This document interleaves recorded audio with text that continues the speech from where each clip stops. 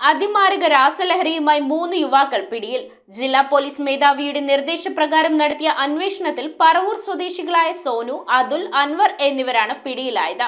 പ്രതികളുടെ കൈവശമുണ്ടായിരുന്ന ബാഗിൽ നിന്നും 2.71 ഗ്രാം MDMA പിടിച്ചെടുത്തു. അതിമാരക രാസലഹരിയായ MDMAയുമായി സോനു, അതുൽ, അൻവർ എന്നിവരാണ് പറവൂർ പോലീസിന്റെ പിടിയിലായത്.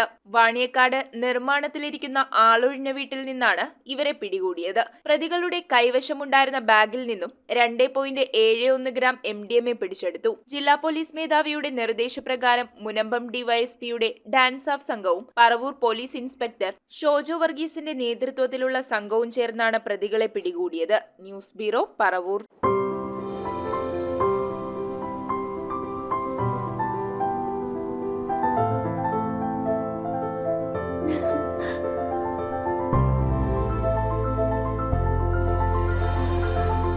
കളങ്കമില്ലാത്ത സൗഹൃദം പോലെ കലർപ്പില്ലാത്ത വിശ്വാസം.